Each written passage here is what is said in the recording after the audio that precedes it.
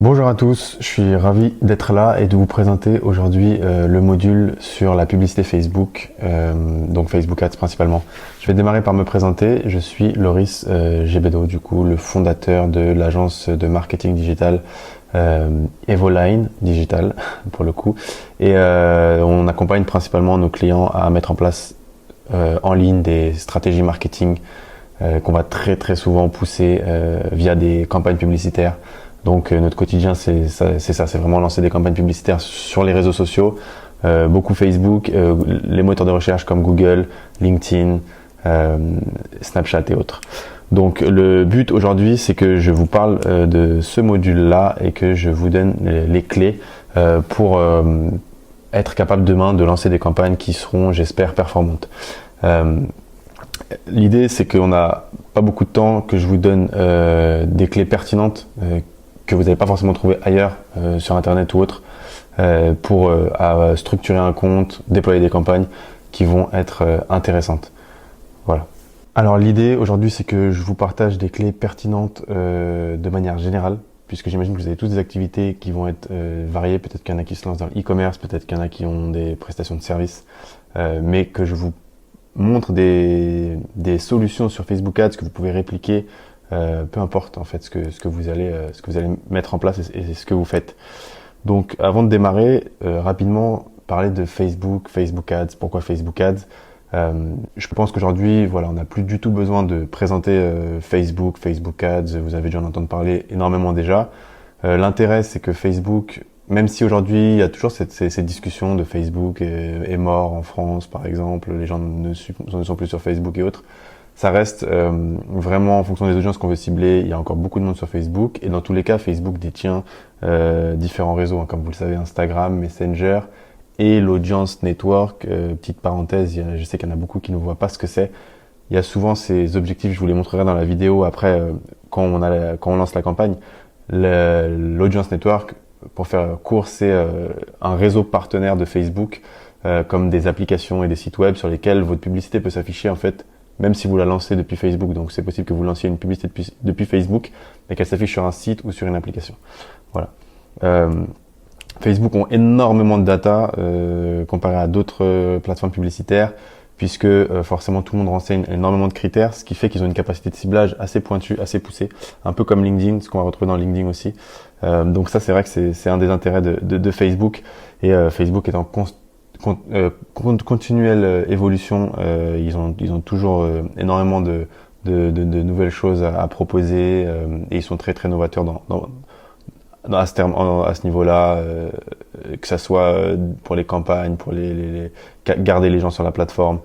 Donc l'intérêt de Facebook, je vous rassure, il a été très intéressant, il l'est et il le sera. Voilà, ce qui m'amène à revenir sur Facebook et ses évolutions.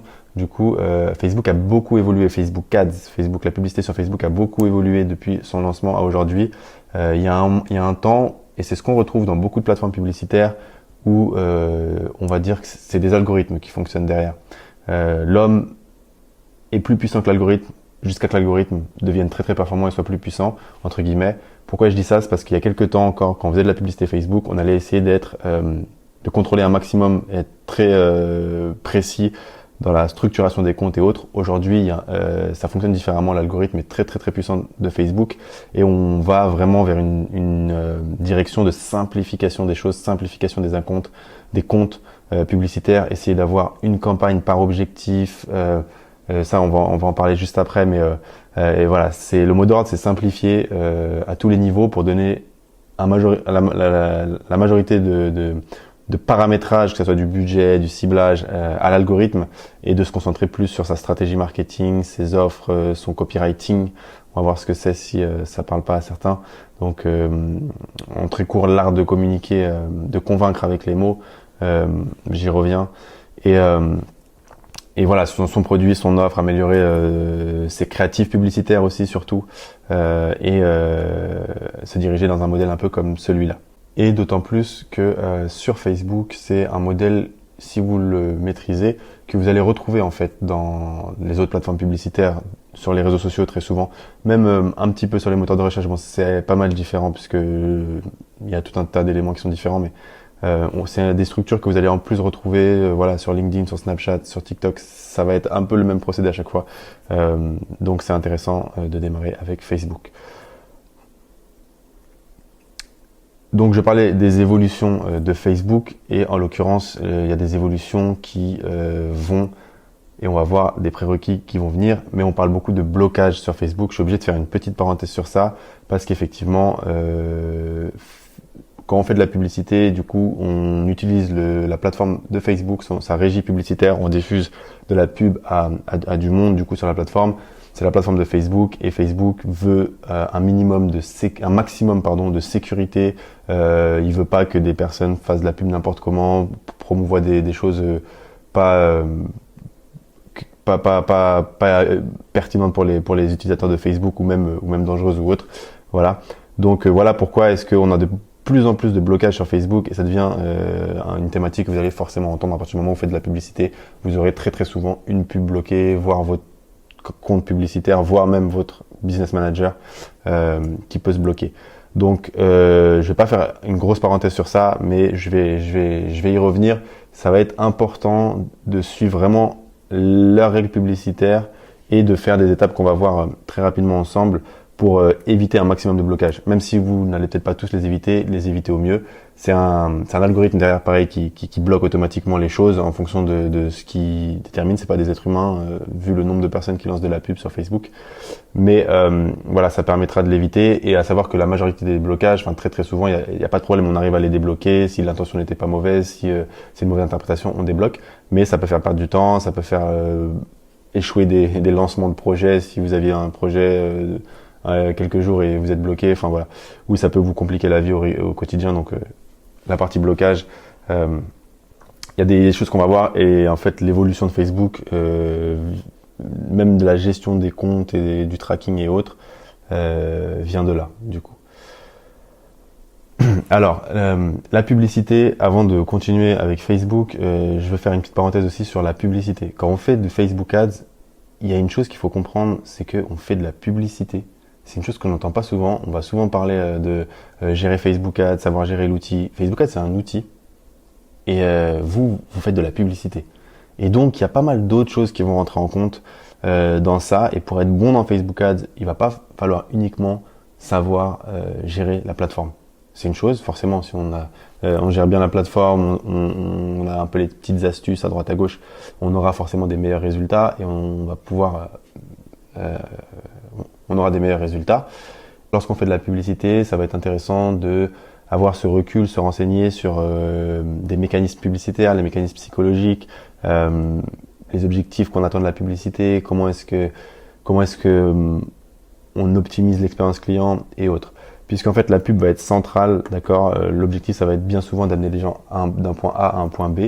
En l'occurrence sur Facebook, ils se baladent sur la plateforme, ils sont pas du tout venus pour voir de la pub, ils sont pas du tout venus pour acheter. C'est des gens qui sont là pour partager, comme vous, comme tout le monde, des news avec leur entourage. Et vous, votre objectif c'est de capter leur attention et de essayer de les faire passer à l'action. Donc on va avoir très souvent ces deux choses-là. Vous faites de la pub et l'idée de capter l'attention, ça va être une chose importante. Et du coup, ce qu'on dit, c'est que la pub ne vend pas de base. Enfin, la publicité est faite pour vendre, mais la publicité en elle-même ne vend pas. La publicité, il faut avoir en tête capter l'attention. Quel est l'objectif si je vends quelque chose en ligne? Mon objectif, c'est de les amener sur mon site. Donc le but de la pub, c'est de faire cliquer. Et le but de votre site web, de votre landing page, de votre support sur lequel vous renvoyez les gens, c'est de convertir.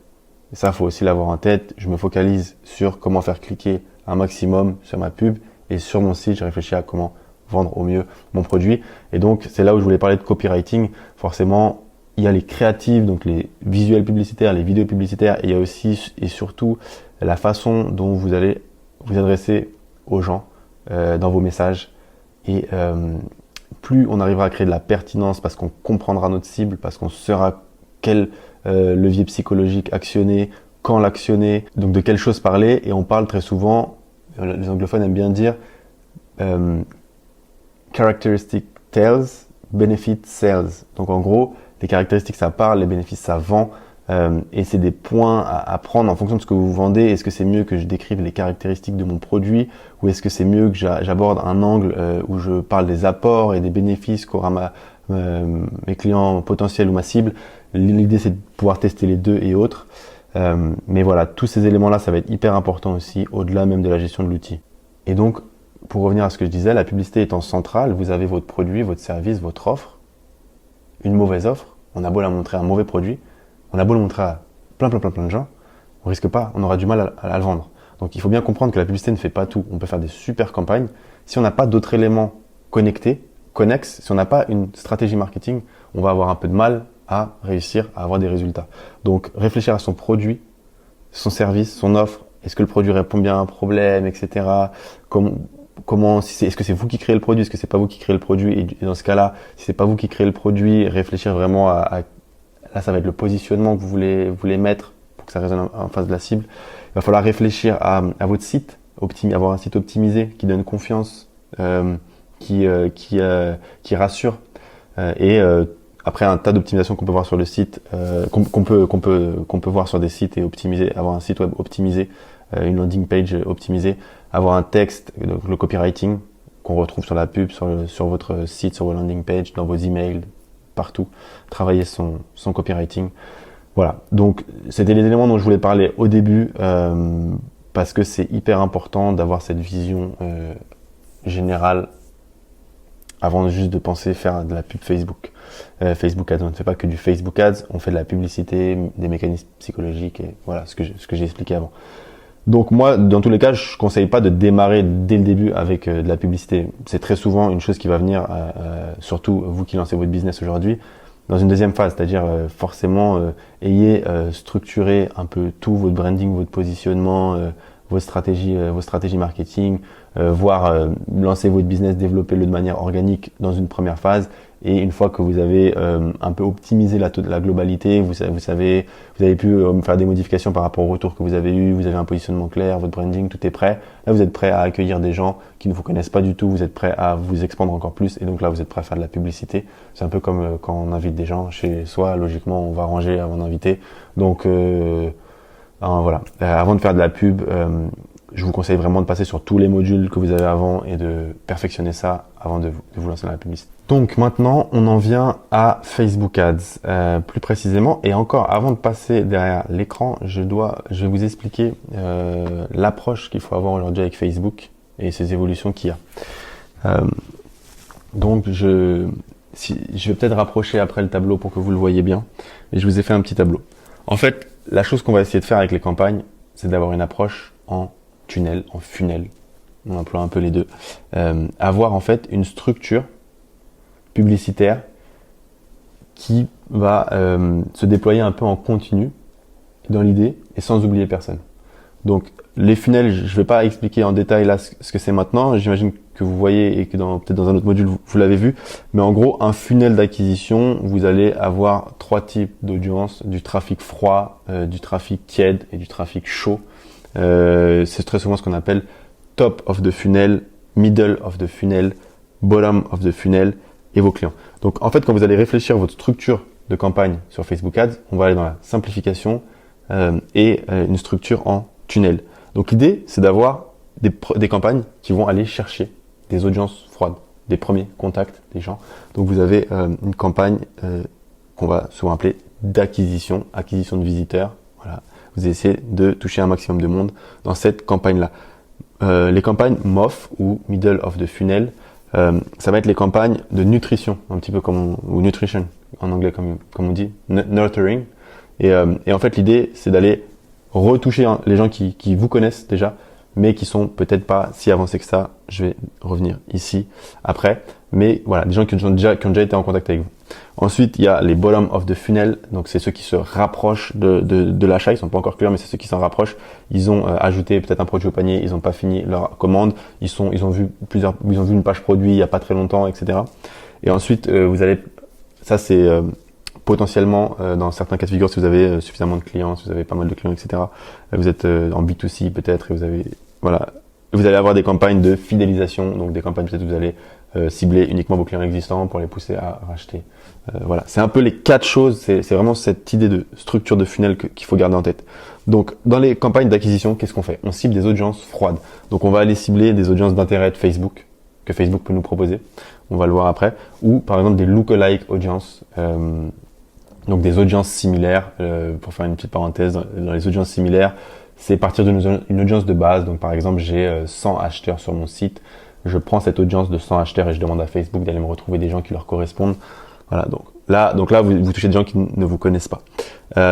Ici, l'idée dans les campagnes tièdes, MOF, de nutrition, c'est l'idée d'aller rechercher aussi des gens, voilà, ces gens qui sont en contact ou qui ont été en contact avec vous, mais qui n'ont pas spécialement montré d'intérêt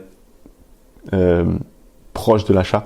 Donc par exemple, tous les engagements que vous avez sur les réseaux sociaux, Instagram, Facebook, et voir les visiteurs standards de votre site, ou donc pas forcément ceux qui ont vu les pages produits, ou pas forcément ceux qui ont ajouté au panier, ou alors de certains qui ont vu les pages produits, mais il y a peut-être quelques temps. Et du coup, dans le retargeting, là, c'est un peu ceux qui sont plus proches de l'achat. Donc, vous allez mettre des audiences de gens qui ont ajouté au panier, par exemple, et qui n'ont pas acheté, et des gens qui ont vu les pages produits, par exemple, sur les 15 derniers jours, ou en fonction du volume de trafic que vous avez et autres, vous allez choisir des audiences, changer vos périodes de ciblage. Bien sûr, vous allez exclure à chaque fois, idéalement, les personnes. Donc là, par exemple, vous allez exclure les gens qui ont acheté. Là, vous allez exclure les gens de cette audience. Là, vous allez exclure les gens de cette audience pour être sûr de ne pas avoir des audiences qui se chevauchent et dans lesquelles vous allez cibler en fait les mêmes gens inutilement. Et ensuite, dans la fidélisation, bien sûr, c'est les achats. Donc forcément, l'idée en fait, c'est que vous allez avoir une structure d'entonnoir et en fait, personne ne sera jamais laissé entre guillemets pour compte à moins qu'il ne s'intéresse vraiment pas à vos produits ou vos services et du coup, il sortira de vos tunnels. Mais là, vous allez avoir cette acquisition de monde, vous allez capter beaucoup de monde, vous allez les retoucher, tous ceux qui ont été en contact avec vous, mais qui ont marqué qu'un petit contact, et ensuite ceux qui ont été pas intéressés mais qui ont pas été au bout, vous allez avoir des choses spécifiques pour eux, et savoir que c'est pas parce que vous avez une campagne ici en acquisition que vous n'allez pas vendre. À toutes les étapes, vous pouvez vendre. Mais c'est sûr que vous allez avoir des meilleurs résultats forcément en retargeting ici que ici. Et l'idée, c'est que quand vous touchez des gens, vous assurez qu'ils ont de quoi descendre en bas. En répartition du budget, idéalement, on va mettre 70% ici. C'est pas une vérité générale et on peut le varier. Mais vraiment, c'est ce que vous allez revoir dans pas mal d'endroits. Ça va être bien de mettre 70% en acquisition, aller chercher des personnes intéressées. 15% en moyenne sur les campagnes de retargeting, vous allez recibler les gens qui sont déjà été en contact avec vous. Donc là, forcément, c'est des audiences. Cette audience-là est énorme. Celle-là est plus gros et assez grosse, et celle-là est assez fine, plus faible. Donc là, vous allez mettre par exemple 10% et 5% dans fidélisation.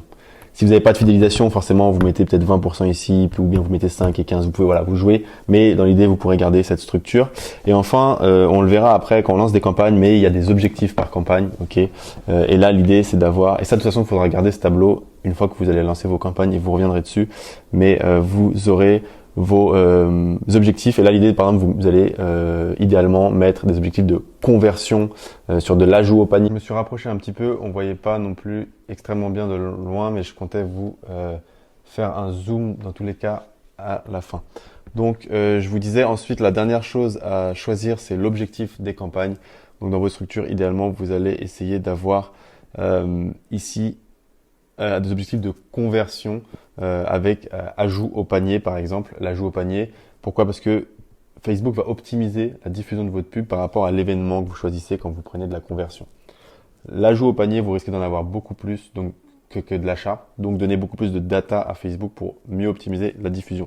Maintenant, si vous avez de nombreux achats ou des gros volumes, vous pourrez aussi partir sur de l'achat ici. La deuxième, dans cet encart-là, ça serait de prendre des objectifs de trafic avec vue de la page optimisation de la diffusion sur les gens qui viennent visiter la page. Dans les audiences bof, vous prenez de la conversion comme objectif avec soit de l'achat ou bien de la vente de catalogue. Donc lorsque notamment vous avez créé votre catalogue et votre boutique sur Facebook qui est liée avec votre pixel et qui est liée au produit de votre site. Et du coup, lorsque quelqu'un en fait visite votre site internet, vous le reciblez avec le produit qu'il a visité et chacun de manière indépendante. C'est ça la vente de catalogue. Et enfin, si vous avez des campagnes de fidélisation, idéalement conversion ou trafic en achat ou en vue de la page. Maintenant, ça c'est une structure que vous pouvez vraiment garder en fonction des chaque cas. On fait différents tests. Des fois, on met ajout au panier, des fois on met achat, des fois on met trafic ici. Ça dépend, mais si vous gardez cette structure, c'est un très très bon point de départ. C'est une structure qui va pouvoir se reproduire et se répliquer en fait, peu importe votre business. Même si vous faites pas de la vente et vous avez de l'acquisition de leads et vous êtes plutôt dans d'autres process, vous n'êtes pas forcément en e-commerce, vous pourrez garder cette structure. Alors forcément ici, ça sera des éléments, pas de vue de produit ni d'achat, mais de lead ou de vue de page de vente ou autre. Enfin, donc pour vous montrer un schéma à cet endroit-là des campagnes, donc là vous avez une campagne, donc vous aurez par exemple votre campagne TOF, acquisition, et donc une campagne, vous avez donc idéalement 4 campagnes, ou 3 si vous n'avez pas celle-là. Donc ça serait une campagne qui a différents ensembles de publicités, donc on en conseille maximum 3 dans la simplification du compte. Une campagne avec maximum 3 ensembles. Des fois, et même, enfin, l'idée c'est de pas être trop restrictif à chaque fois. Et si vous avez des ensembles qui se ressemblent à chaque fois, autant en faire une que d'en faire deux, que d'avoir une moitié d'audience là, dans celle-là et dans celle-là. Vaut mieux vraiment en faire une. Donc, vous aurez vos ensembles de publicités qui sont en fait les ciblages, donc les ciblages démographiques qu'on va voir après, de plateformes, enfin, les personnes que vous allez cibler, les paramètres de ciblage de votre campagne.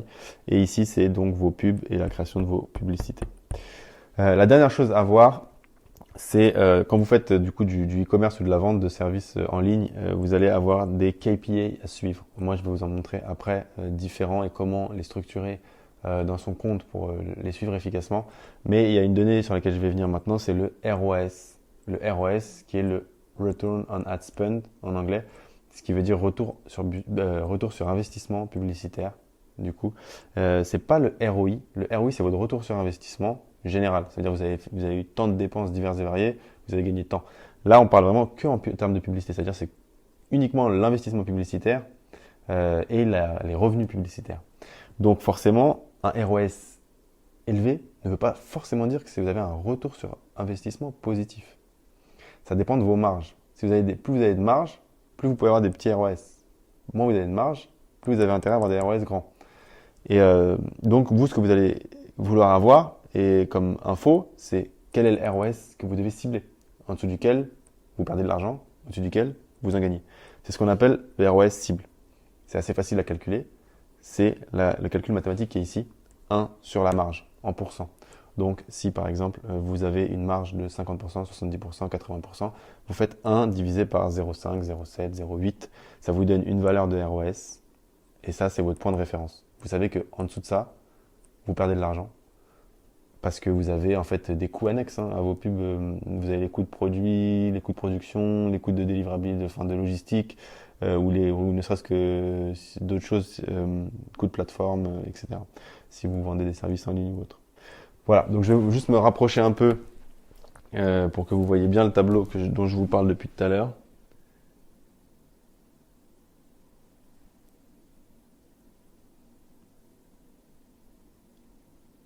Voilà, donc vous pouvez prendre un screenshot de ça et on en reparlera de toute façon lors du live si besoin. Voilà, j'ai été ravi de vous faire ce tour d'horizon de Facebook Ads et de vous donner les clés pour structurer un compte de manière pertinente pour votre activité.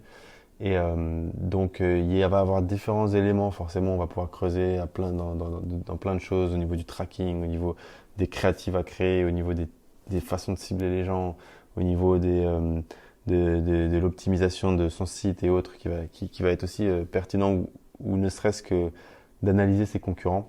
Je vais vous laisser du coup 2 guides en téléchargement que vous pourrez télécharger directement sur mon site internet. Non, en fait, c'est un guide sur Facebook. Si la publicité Google vous intéresse aussi, il y en a un. Et je vous encourage et je vous mettrai le lien de la vidéo ici à regarder sur Facebook Ads ce que j'ai fait sur comment analyser en fait ses concurrents. Parce que s'il y a une bonne chose que vous devriez faire avant de vous lancer dans la publicité, c'est de passer du temps à analyser vos concurrents. Je pense que vous avez forcément des concurrents. Il n'y a pas un domaine qui n'a pas de concurrents. Donc regardez ce que eux font. Regardez ce qui fonctionne déjà chez eux, etc. Ce qu'ils font déjà bien. Et essayez de vous inspirer et réadapter des choses similaires euh, ça va être beaucoup plus bénéfique que de vouloir réinventer la roue. Si tout fonctionne bien, allez chercher d'autres horizons, allez être créatif, mais de base, démarrez par analyser votre concurrence. Et donc pour ça, il y a la vidéo à regarder. Alors, nous voilà sur le Business Manager. Je vais vous faire du coup un rapide tour d'horizon, sait-on jamais, ça peut servir. Dans le Business Manager, donc ça se présente comme ça. Il y a Business Manager, il y a Business Suite. Essayez d'aller dans le Business Manager. Des fois, certains atterrissent dans le Business Suite, c'est pas exactement pareil. Donc dans le Business Manager, vous avez les paramètres d'entreprise, ce qui vous fait arriver sur cette page-là. Et vous avez en fait tous les éléments qui vont vous servir quand vous faites la publicité sur Facebook. Il y en a beaucoup qui vont peut-être jamais vous servir. Moi, je vais vous montrer ceux qui vont être importants. Et pour ça, je vais commencer par les différentes étapes qu'il faut faire. Aujourd'hui, comme je vous disais, il y a beaucoup d'évolutions dans Facebook. Ce qu'il faut, c'est entre guillemets montrer patte blanche à Facebook. Donc, ils veulent qu'on vérifie les noms de domaine. Ils veulent qu'on vérifie l'entreprise et par rapport au tracking aussi, qu'on fasse des actions. Donc la première chose à faire, c'est aller valider son nom de domaine avec Facebook. Si vous avez un site web et vous redirigez des gens depuis la plateforme vers votre site, il va falloir maintenant valider votre nom de domaine. Pour ça, vous allez dans Brand Safety, domaine. Vous voyez ici, il est vérifié. Pour le vérifier, j'ai tout simplement fait ajouter. J'ai mis mon nom de domaine ici. Donc par exemple, je mettrais evolinedigital.fr. Disons que si j'avais un .fr, j'aurais fait ajouter. Il va donc me présenter différentes méthodes d'intégration. Je ne vais pas rentrer dans les détails. Vous suivez les étapes qui sont ici et vous pourrez faire vérifier votre nom de domaine. Il sera ensuite sur vérifier. Voilà.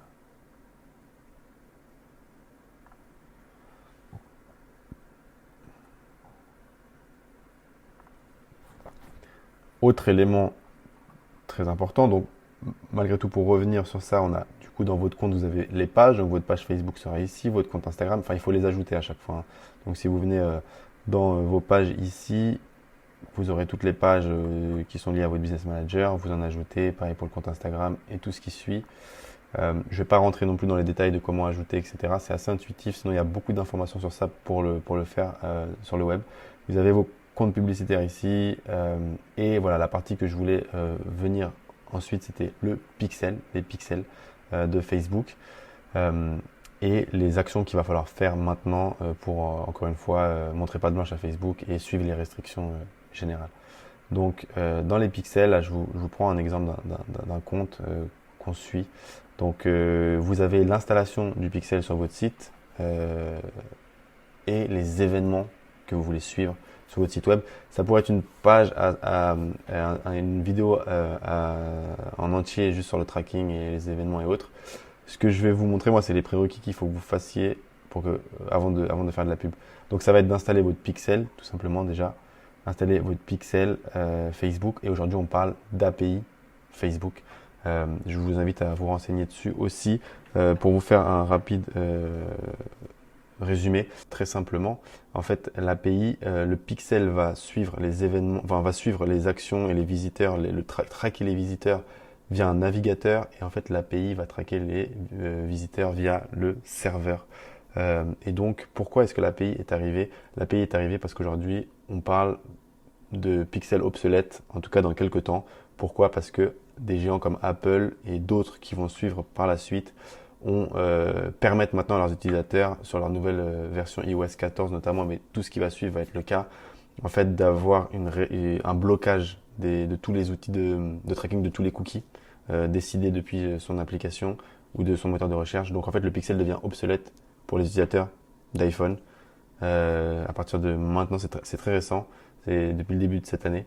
Et ils vont tous suivre, il y aura des restrictions, on va bloquer les cookies, etc. Donc on parle de pixels obsolètes d'ici quelques temps, donc d'ici un an à peu près. Et voilà pourquoi toutes ces plateformes trouvent des nouvelles façons de traquer et de revenir au même résultat.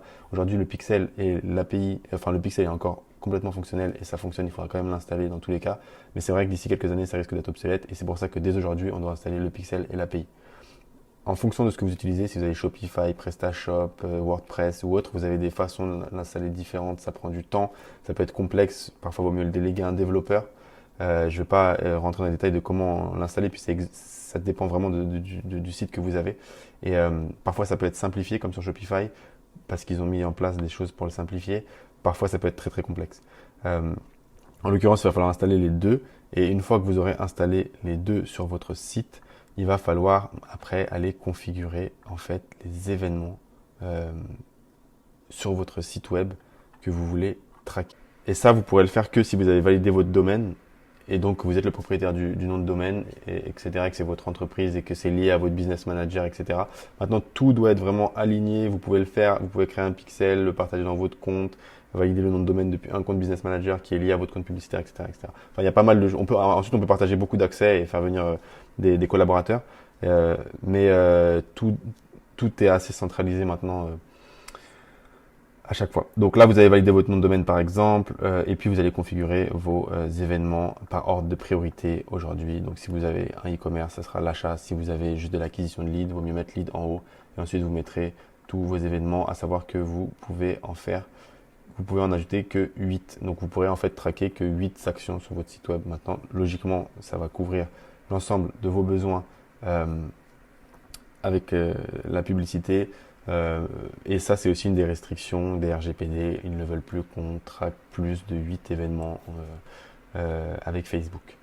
Voilà. Donc ça, c'est les prérequis de base qu'il faut faire pour pouvoir lancer son compte aujourd'hui avec Facebook Ads. Donc créer son business manager, ajouter ses pages et son Instagram, valider son nom de domaine, configurer son pixel Facebook et configurer ses événements, idéalement mettre l'API.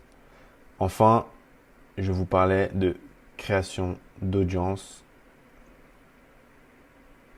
Donc là, je vais pouvoir vous montrer le lancement d'une campagne publicitaire. Comment est-ce que ça se passe? Donc, nous voilà sur un compte publicitaire. Et vous voyez, je reprends exactement la chose que je vous ai présentée avant. Alors, des fois, ça va pas être exactement la même structure parce que, comme je vous dis, il faut l'adapter à son cas. Mais là, en l'occurrence, vous voyez, on a des campagnes TOF, donc top of the funnel, middle of the funnel, bottom of the funnel. Dans chaque campagne, on a des ensembles de publicités pour faire pour cibler des gens.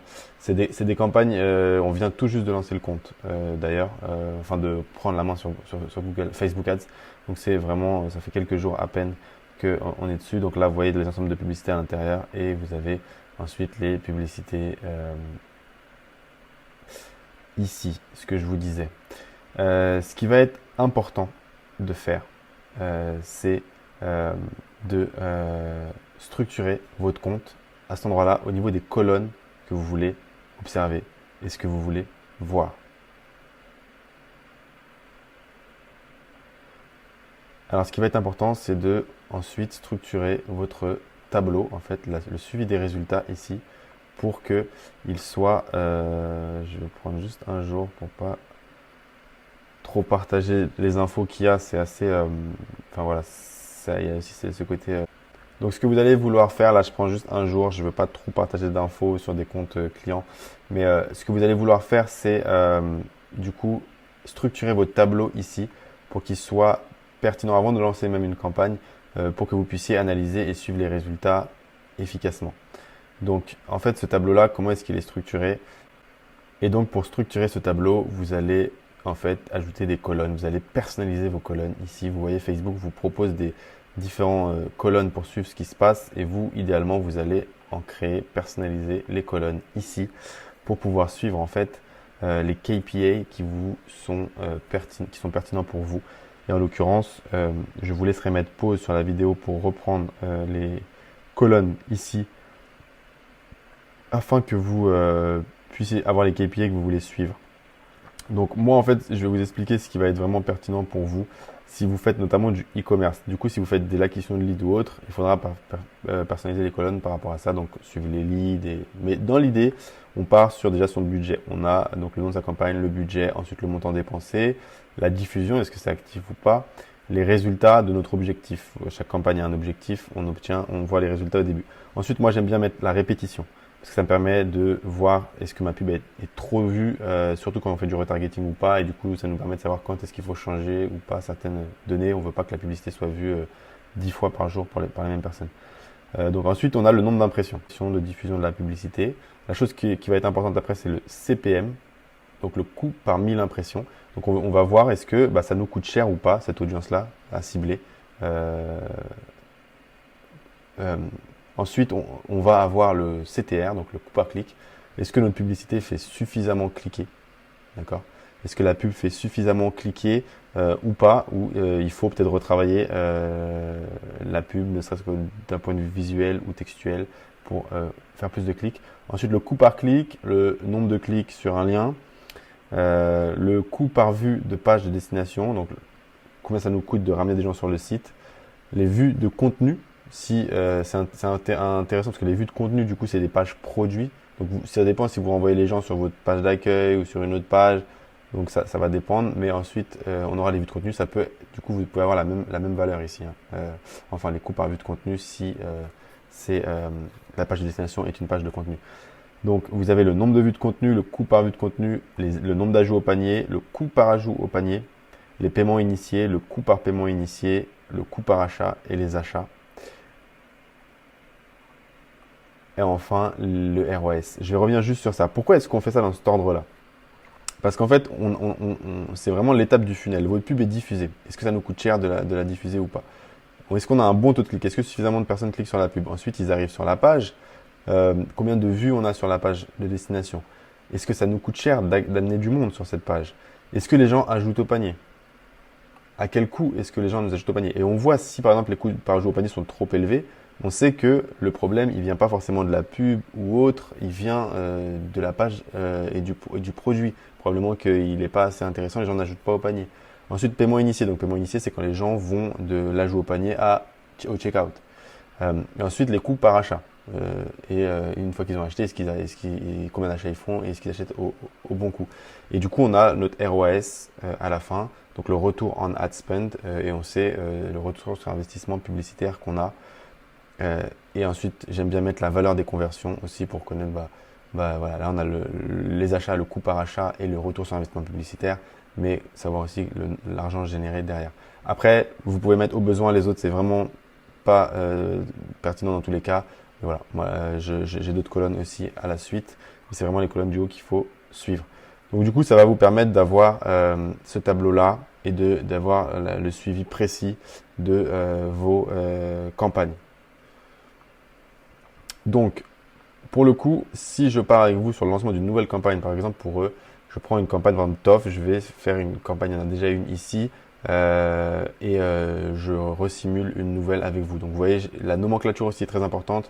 Je sais exactement quelle campagne de quoi il s'agit. Donc TOF, conversion, là, MOF, trafic, hashtag ED parce que c'est Evoline Digital. Donc ça c'est un autre truc. Mais sinon voilà, je sais. Et TL pour très large. Par exemple, je sais que là dans cette campagne, je vais cibler des gens.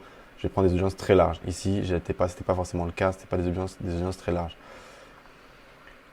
Donc ensuite, j'arrive ici. La première chose à faire, comme je vous ai expliqué tout à l'heure, c'était de choisir des objectifs. Donc là, en l'occurrence, on prend conversion, on aurait trafic, interaction. Enfin, on choisirait son objectif et on va choisir son budget. On a le côté CBO. Donc c'est juste en fait le principe de est-ce que le budget est géré au niveau de la campagne ou est-ce que le budget est géré au niveau des ensembles de publicité.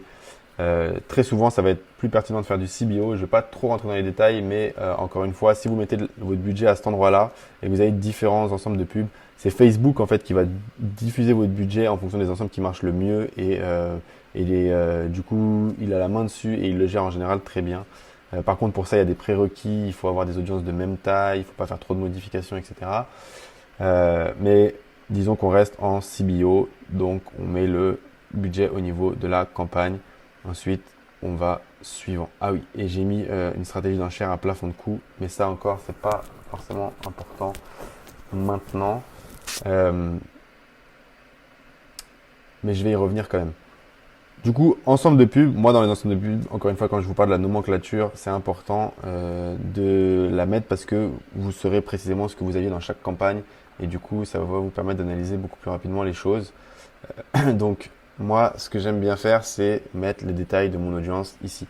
Donc, par exemple, là, donc quand je le fais, donc c'est une campagne de conversion. Quel est le lieu d'événement de conversion? C'est le site web. Quelle est l'optimisation que je veux pour ma campagne, sur quel événement il va optimiser la diffusion. Donc comme je vous disais, les campagnes TOF, c'est des campagnes où on sait qu'il y aura beaucoup plus d'ajouts au panier que d'achats. C'est pour ça que je prends ajout au panier, comme je vous avais expliqué juste avant. Du coup, ensuite, on décide du début de sa campagne. Par exemple, là, on est samedi, je veux la lancer pour le 17 à 5 heures du matin. C'est bien de se dire, si vous voulez lancer des campagnes, de les lancer toujours à la même heure. Moi, j'aime bien les lancer à 5 heures du matin parce que c'est le temps, disons que l'algorithme se mette en route ou quoi, que ça soit sûr que ça soit bien diffusé. Je sais qu'à 6 heures, 7 heures, logiquement, ça tourne bien. Et puis, en fait, j'analyse mes pubs sur 24 heures en général.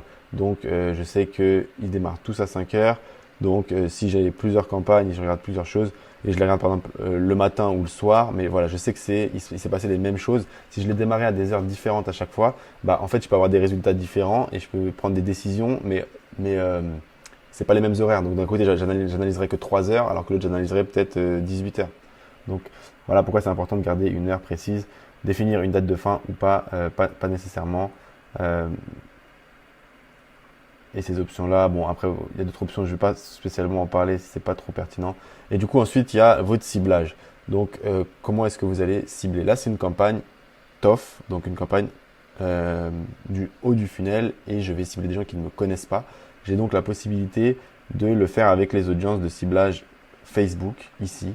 Donc je vais mettre mes données démographiques, le lieu, l'âge, le genre et je pourrais choisir des audiences ici. Donc par exemple c'est des cosmétiques, si je mets par exemple cosmétiques ici, on verra ce qu'il me trouve. Voilà, il y a une audience ici. Bon, il y a des audiences qui vont être parfois larges, pas très qualifiées et des fois un peu plus précises et mieux qualifiées. Et l'idée c'est de continuer à chercher des choses. Par exemple, je sais qu'il y a crème hydratante par exemple. En l'occurrence, si on vend des crèmes, des produits cosmétiques, ça peut être intéressant à tester. Vous allez partir sur les suggestions ici, par exemple aussi. Il peut vous proposer des suggestions par rapport à ce qu'il y a sur votre compte de base. Vous voyez là, c'est assez tourné cosmétique. Et ensuite, vous pouvez aussi faire parcourir et aller chercher plus en précision des choses d'autres intérêts. À savoir qu'il y a les comportements qu'on peut cibler. Donc par exemple des événements. Donc est-ce que les gens sont des expatriés? Est-ce qu'il y a un anniversaire qui arrive?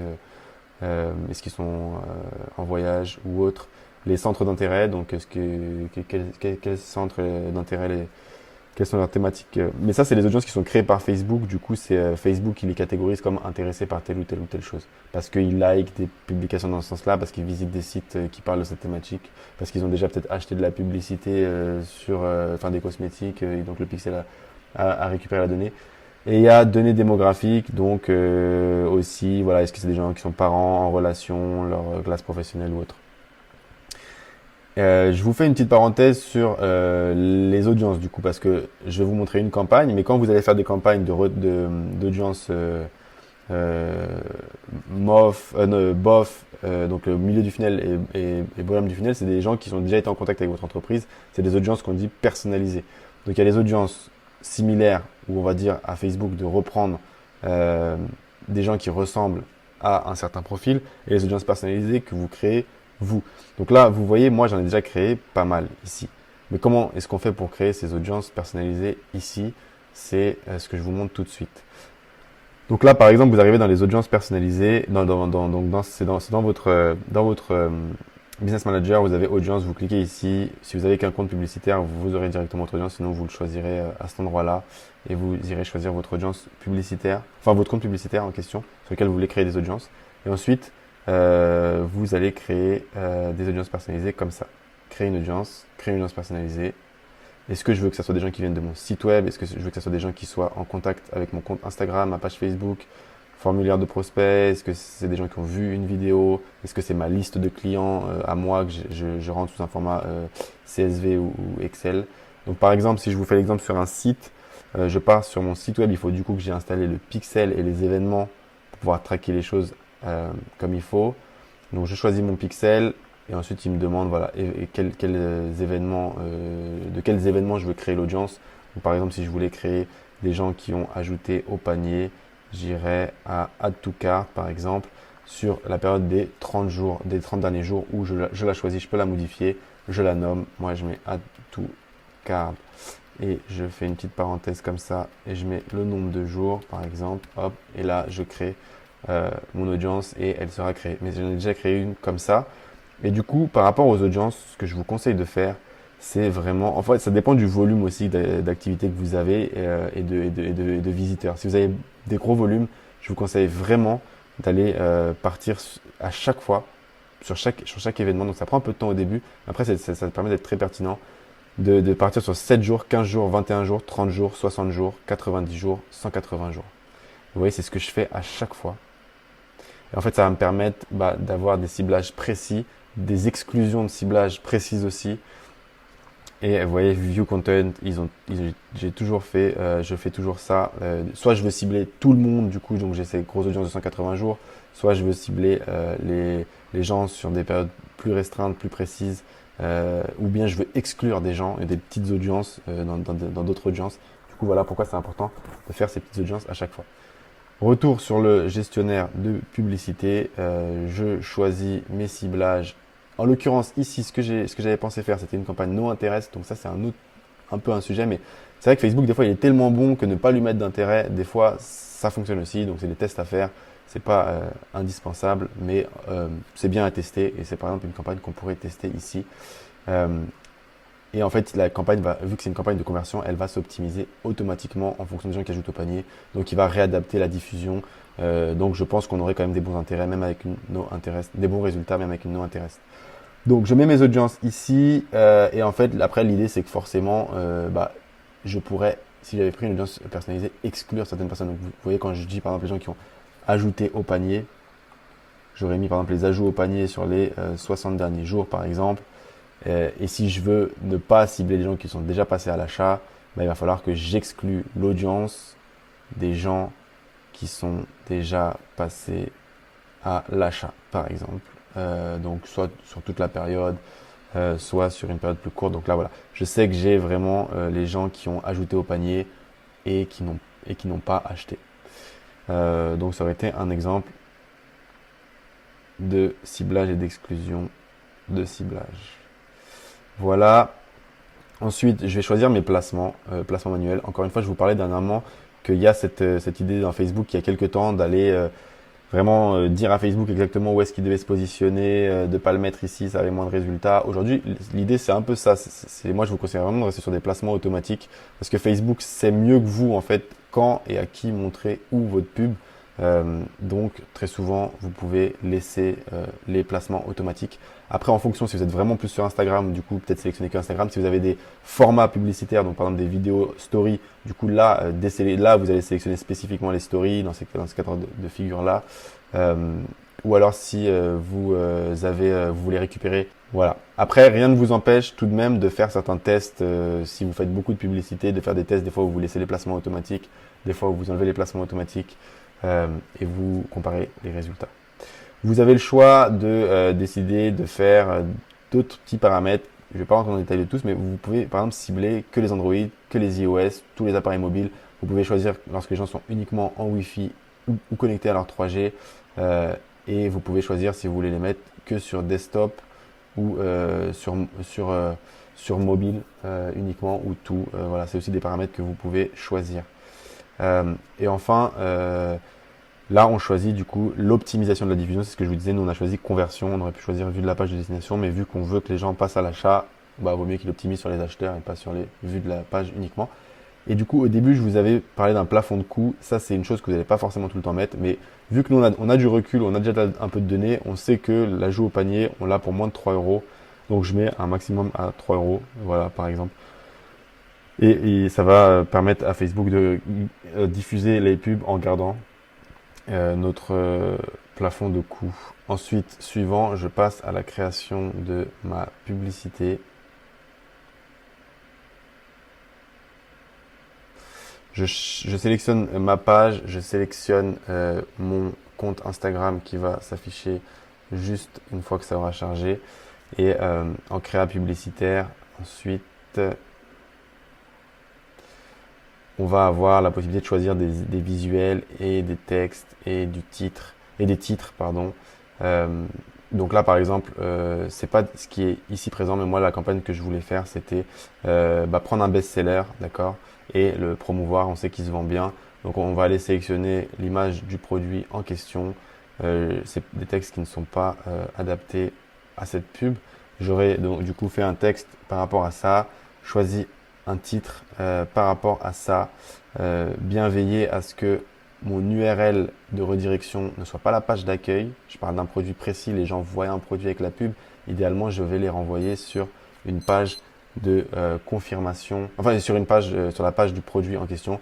Donc là, en l'occurrence, c'est ce que j'ai choisi sur le site. Donc, enfin, ça, voilà, ça met un peu de temps à charger, mais c'est vraiment la page du produit et pas la page d'accueil.